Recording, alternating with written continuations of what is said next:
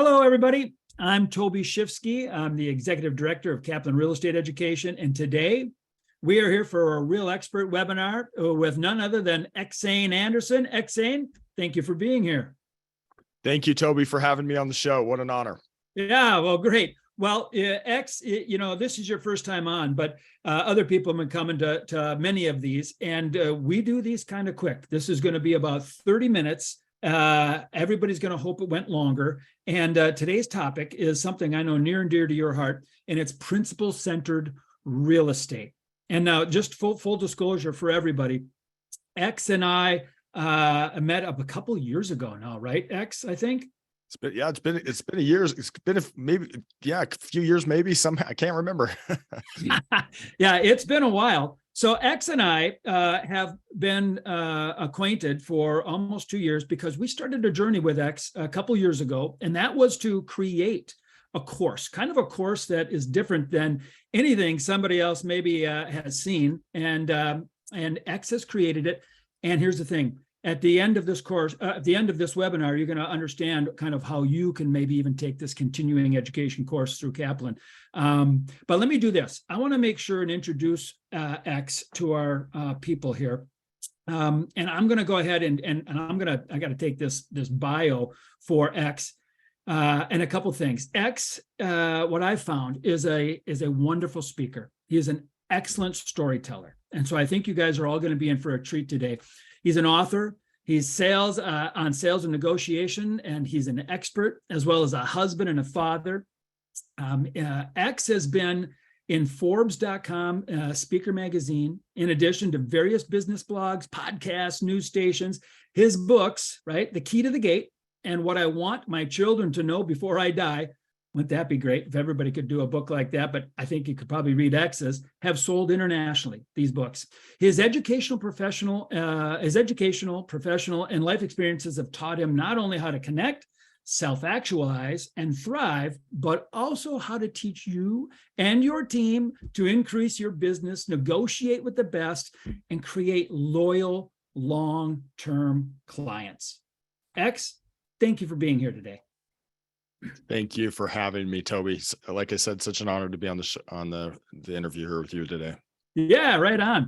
Well, I tell you what, X, we've got hundreds of people that are going to be chatting. Everybody, you can play along too. We got chats going on. We have Michelle Auger, who's our producer in the background. She'll be rolling up questions. If we miss them, come through the chat. We're going to try to answer them. But X, let's jump right in. This is going to go really fast. In fact, everybody, I think, is going to be hoping this was a much longer webinar. But it's a really interesting topic, especially in today's day and age.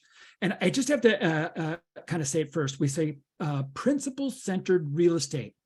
Now, this isn't principle like the principal of a school, that's PAL, principles, like guiding principles. But I think to you, principles is more than that. Tell me, what do you mean by the principles of real estate? Well, it's such a good question, Toby. So, I ask people, I say, what is a principle? And a lot of times when people answer this question, they'll say, well, it's a guideline, or it's a rule, or it's a value, or something like that. And the way I define principle is a little bit differently. And I want to explain what I mean. So a principle is something that is bigger than me. It's bigger than you. It's bigger than anyone listening, and it's something that is really, really real, whether you believe it is or not. Let me give you an example. I think that people got their heads are spinning. Like, what do you mean? Yeah. Let me give you an example. The principle of gravity. You've heard of it. Gravity works where I am. It works where you are. It works where all of the listeners here. It works everywhere. I mean, it works in the North Pole, the South Pole, Australia, Africa, Europe, Asia, North America, South America. It's everywhere. In fact, gravity is even out in space. It's what keeps the moon going around the earth. It keeps the earth going around the sun. Millions and millions of miles away, there are clusters of galaxies spinning around, held together by gravity. Gravity is everywhere that we know of. Now, I'm just using this as an example. We're going to get into the real estate stuff here pretty soon. But when you come in contact with a principle like gravity, you have a couple of options, two options that I think you have that are major. You can either respect it and align with it, or you can ignore it to your peril. And so let me give you an example. And let's have some fun with this. How could you align with gravity to say, make you money? And I've asked this question. To audiences all over the United States. And let me just give you one example while you're thinking about it. I was in Vail, Colorado a while ago, and in Vail, Colorado, the entire town is built up around ski resorts. So people come from all over Colorado. They come from all over the United States. They come from all over the world sometimes to come to Vail to do what? Ski. Right? To ski. That's right. So, they show up. Downhill mountain biking. I'm doing something, right? There you go. Yeah, there's probably other things you can do. A lot of people come to Vail to ski. So they show up, they maybe get a hotel, get to the resort, ride up the lift, and then they have this thrilling experience coming down the mountain pulled down by gravity. And so you could say that the people in Vail who own these ski resorts, they've actually chosen to respect gravity and to align with it by building a ski resort. In other words, they've said, look, here's this powerful force that's everywhere in the universe. Let's take advantage of it and build a ski resort. And they make millions of dollars doing it. Ski resorts are big money, right? Well, huge. Yeah. I ask people, I'll say, so how else could you make money with gravity? We have this very powerful principle that's everywhere everywhere we know of. How could you align with it? And when I ask them this question, I hear a lot of interesting answers. I've heard some people say, well, you could build a hydroelectric dam. You could build a dam across the river and let gravity pull the water through the turbines and make millions of dollars selling your electricity. I've heard some people say you could build roller coasters. I think we were talking about that a little bit. You could build an amusement park with roller coasters. I've heard some people say you could build a zip line and you could sell tickets to the zip line where they could have the thrill of going down a zip line. I had one person tell me, you could start a skydiving company. So you could say, okay, let's get some good insurance and some good parachutes and let's let people jump out of the plane. I don't know what they charge for skydiving nowadays, but maybe $300, $400, $500 a jump and you could make money that way. I've heard some people say you could do bungee jumping. I've heard, you could probably. I got Barb in the chat is saying we can make paperweights and sell them. Because there you go. See, thank you, Barb. Great idea. So, we could sit here all day and come up with probably 1,000 different ways to make money with gravity. But the point is, if I respect it and I align with it, great things can happen. We could become wealthy. We could do kind of things. And that's just the few ideas. But what happens if I'm careless with gravity? What happens if I ignore gravity or I just don't think it's that important? And I'll ask this question to sometimes when I teach a class and people will say, well, you could get injured. You could even fall off a cliff. You could die. And see, this is the interesting thing about principles, Toby, and it's such a good question. Principles are just there. They're like gravity. And whether you believe they're real or not, they're still there. Can you imagine somebody saying, gravity might work for you, it doesn't really work for me? That same person could go to the edge of the cliff and say, I believe I can fly, and jump off. And what happens? Well, they're not here very long. They're not here very long. And so here's the thing. In real estate, well, let me back up for a second. Yeah. So the principle's just there. Gravity's just there. I can either align with it and build a hydroelectric dam or a ski resort, or I can be careless with it and fall off a cliff. Right. And not be here. And not be hurt and have something bad happen to me there. You can do anything you want in life, in relationships, in real estate, in negotiating. But I got to tell you, you do not control the consequences. Principles control the consequences. I can go and say, I believe I can fly and jump off a cliff, but gravity still takes over. And so in life, in real estate, in relationships, in real estate, in negotiation, in sales, there are principles that are just as real as gravity. And we have a choice. We can either align with them, respect them, or we can ignore them to our peril. And so when we're trying to be effective real estate negotiators, when we're trying to get the best deal for our clients, when we're trying, even in thing I love about principles is they even work in like your marriage, with your children, they work everywhere because they're like gravity. Gravity works everywhere. And so when we're trying to do these things in real estate, negotiation, in life even, it's so important for us to figure out what are the real principles that govern everything.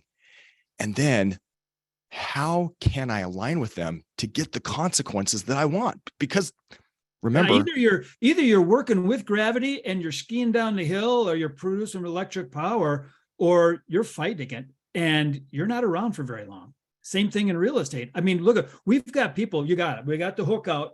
They're ready. Tina is already saying, hey, come on, what are the principles of negotiating and sales?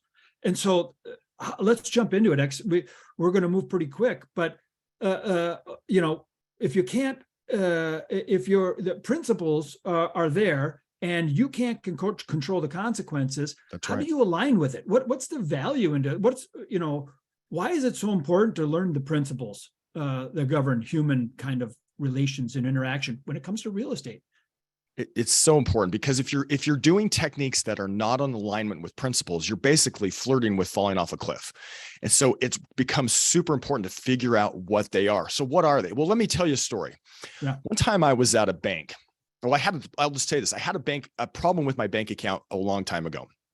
And I went into this bank. I was concerned, and I'll tell you, the truth is, the problem I had is that I didn't put money in the account when I should have put money in the account, and my account was in the red.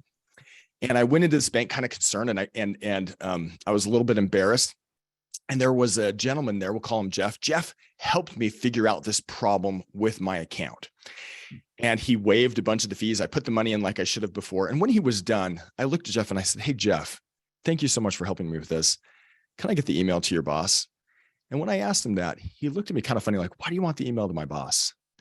And I said, well, I just appreciate you so much for helping me out with this. I'm going to tell him what a great job you did. And there was something in the way he reacted that I could tell he was not used to getting positive feedback. It seemed to me like something about the way he reacted, that he was more used to getting negative feedback. Well, I got the email to Jeff's boss, and I also had Jeff's email on his card. And I went home that night and I typed up a quick email that said something like this. Dear Mr. Branch Manager, I had the opportunity of working with Jeff. He was very professional and helpful. I think he deserves a raise and a promotion. And I emailed that to Can you send that Jeff's to my boss? Because say that again. I'm sorry. Can you send that to my boss? We could all use that. Yeah, Toby, let's talk after this. We'll go ahead and we'll figure out how to do that. Right. I sent that to Jeff's boss, and I copied Jeff on the email. And it took me maybe, I don't know, a few minutes. I didn't think anything else about it. Well, here's the interesting thing. I went back to that same bank, maybe a week later or so, and I'm standing in line. There's maybe 10 people or so in line.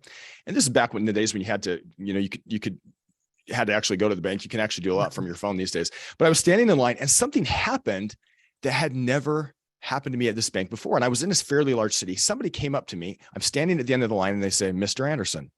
And I said, yes. And they said, can I help you with your banking?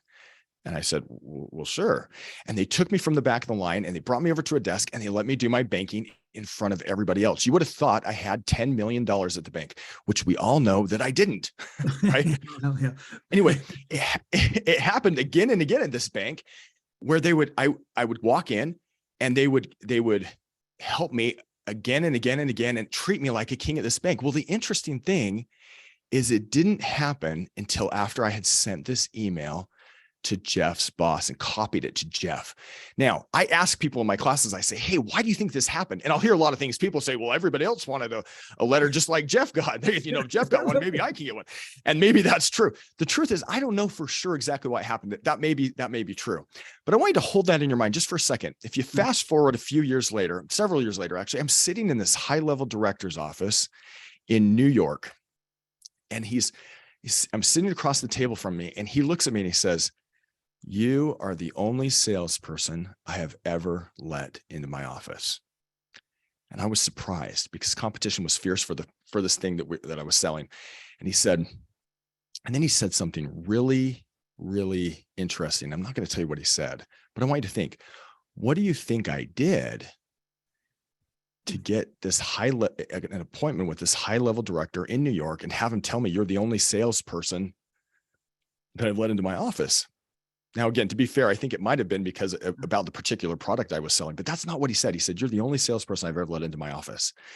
And I thought it was really interesting. So let me tell you, I'll just Yeah, what happened? I don't know. I mean, I don't know. Did you have like, leverage on them, or I mean, I don't know.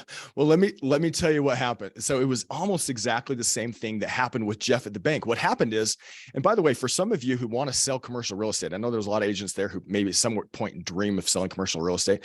You've got to get in front of a decision maker when you're selling anything to any organization. You got to talk to the right person. So you could have an organization with 10 people or 10,000, and sometimes there's only a handful or a certain level, or just a group of people who can actually sign the checks and sign the contracts. Well, anyway, I sent this, and that's something we can talk about at another time.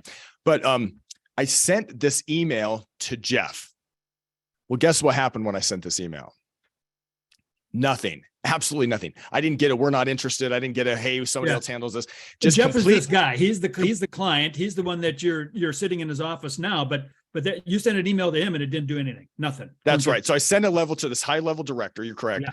And I was completely ignored. Ignored. Didn't get any response at all. Nothing. Well, I decided to call into this person several days later, maybe a week later, the next week, and I asked to speak to him. Let's call him Bob. I asked to speak to Bob, and I said, "Hey, may I speak with, can I speak with Bob?" And who picked up the phone? Well, it was Bob's secretary. And what do you think she said? Well, let me tell you. Gatekeeper, right? That's right. She was the gatekeeper. And I said, "Can I speak with Bob?" And she said, "He's unavailable," which, by the way, if you're selling to businesses, you've heard this a lot. And I said, "Okay, well, maybe what I can do is send the email I sent before and copy it to you to make sure he gets it. Would that be okay?" And she said, "Sure."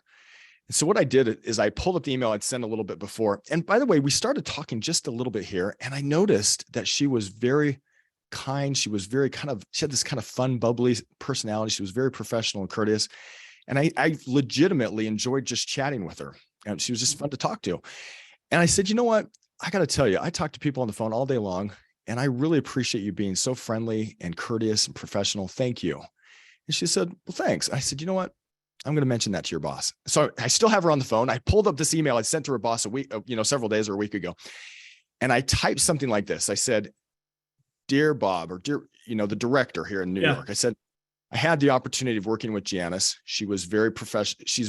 I think she's an asset to your team. She's very professional and helpful," something like that. Yeah. By the way, I'm going to be in New York in these days, and she's still on the phone with me. I sent the email and I copied it to her. So I'm sending the email to her boss, but copying it to Janice. And it was a sincere, not a false, manipulative comment. It was just a sincere compliment about her.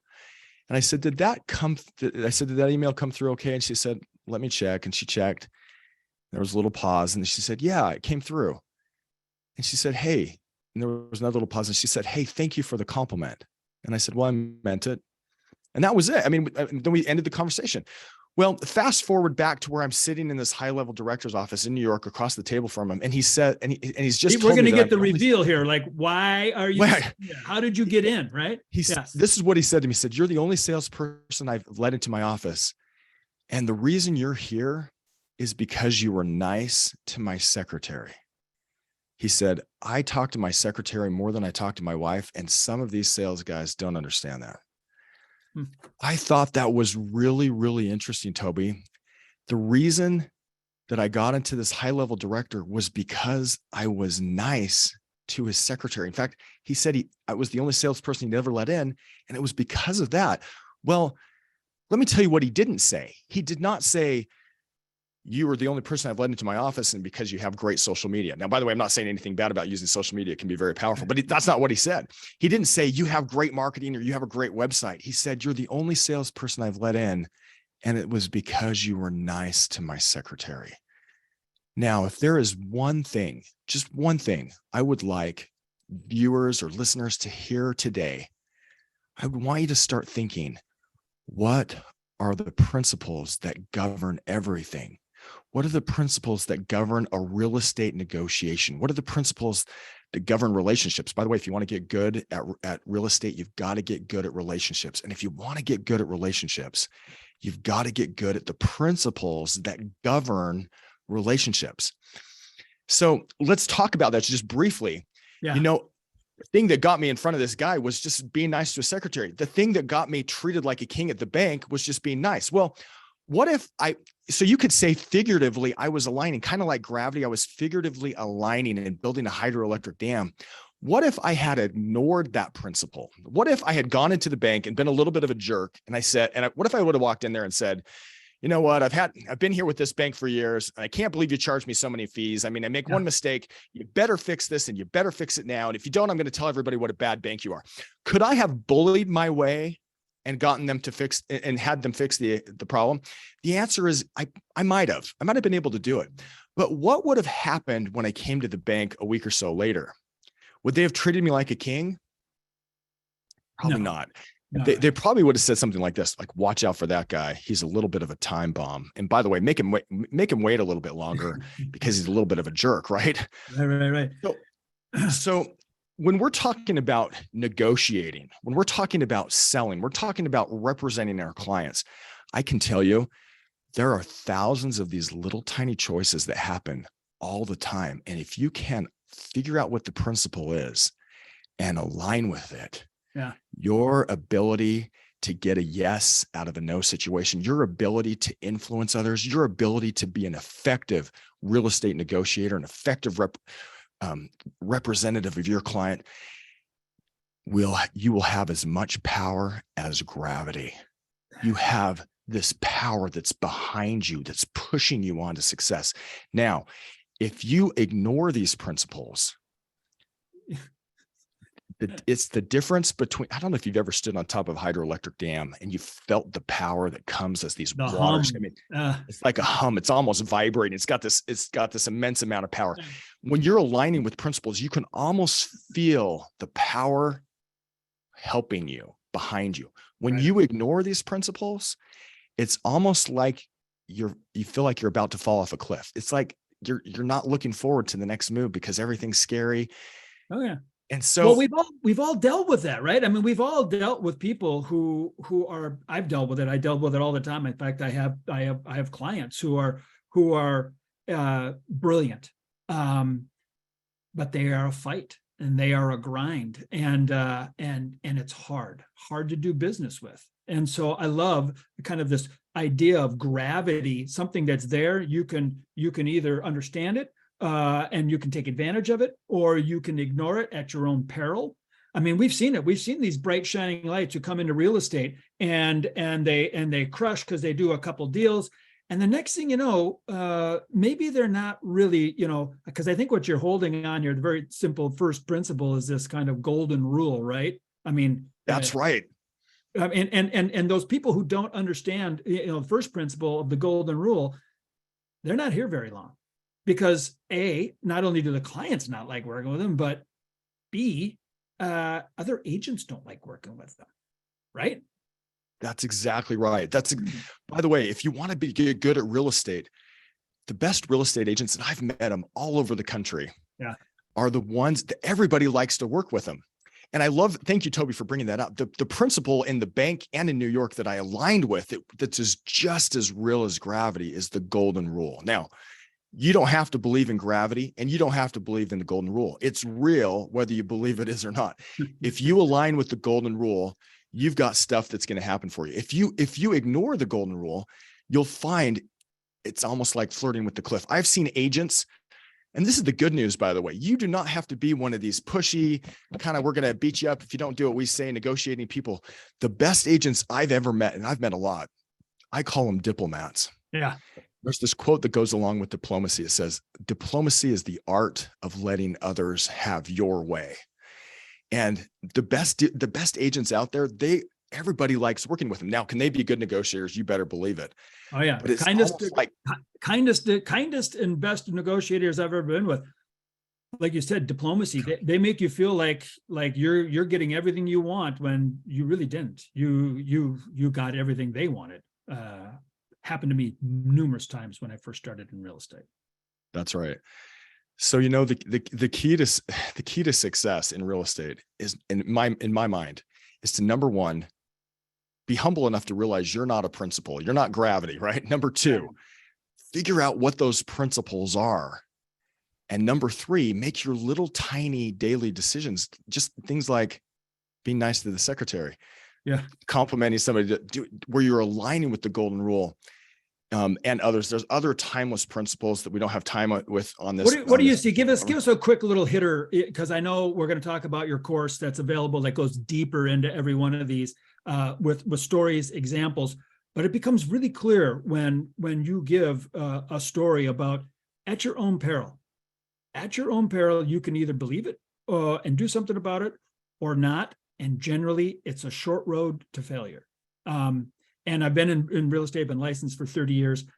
I see it. I didn't see it early, but I see it. And I believe it. So what other kind of, because I think they align. I think we had talked a little bit earlier. We talked about, surprisingly, there are laws and rules, right? I mean, tell me how could people align quickly? Well, let me give you a hint. This is great. So for those who are listening, let me give you a hint. Principles are not the latest coaching program. They're not the latest book. They're not the latest social media something. Principles like gravity have been around a long time. But the cool thing is that you can invent techniques that align with them. Like that technique of just complimenting someone to their boss, which helped me get treated like a king in the bank. There is probably 1,000 different ways you can align with an ancient, timeless principle. So these principles, I could tell you another story if we had time. Just briefly, I'll tell you one more, just briefly. I was working for a company that had lots of things for sale online, and this relates to real estate, but I'll just tell you this. Somebody called me up and they asked me this question. My job was to try to answer the questions and sell these things that were online. And somebody called me and said, I'm thinking about buying this one particular product. And then he asked me a really interesting question. He said, would you buy it from you? And the truth was, I knew you could get it cheaper on Amazon. And I said, you know what? No, I wouldn't buy this one particular product from us. I would just go on Amazon and buy it on Amazon. Now, some of you might think I'm crazy. I did not make the sale for that one particular item. But the interesting thing was, before he got off the call, he made a massive order, and I mean massive, of something else. And I really think it was because he felt like I was a straight shooter. There was things I felt good to sell him. Just the one particular one he asked, I thought he should do it on Amazon. But what I was aligning with was just the principle of honesty. Honesty is the same thing. When people sense that you're honest, that ability to do business and to negotiate and get things done quickly goes through the roof. So things like honesty, the golden rule, I'm telling you, they sound old-fashioned, but they're the key to bringing your real estate to the next level. And there are so many good ways and techniques we could talk about if we had time. Wish we did. Exane, thank you for being here today. Awesome topic. Like you said, some things are so old, they're new. Some things are just timeless and we forget about. Golden rule, honesty, right? We can go down deeper. And I think it really is a great refresher for everybody. And it's a great kind of an aha moment when people spend thousands of dollars on coaching programs and training programs, when really, I had a very wise gentleman once tell me, he said, Toby, because we had to make some hard decisions. He said, the clearer your principles are, the easier your decisions are. So it gives me tingles as you say that. Yeah, the clearer your principles, the easier your decisions are. And I've tried to live by that in my business world, ethical business world. And my career has gone like this since doing that. Like I said, wasn't always that way, but as I've adopted more and more of those principles as immutable as gravity, I look forward to your course. Exane has a course, Principles of Real, Principles. Principle-centered real estate or something like that. Principle-centered real estate. I should have had that at the tip of my tongue. Principle-centered real estate. You can find it in your state as a 3 or 4 hour course on Kaplan, CapRE.com, Kaplan Real Estate Education. Super excited for that. It's brand new, fresh. If it's not in your state yet, it's going through the approval process. So everybody, thank you for being here today. X, thank you. Appreciate your time. Appreciate your passion. I can tell, and I can't wait to hear more of your stories in your course. Thanks, X. Thanks so much, Toby. Appreciate it. Take care.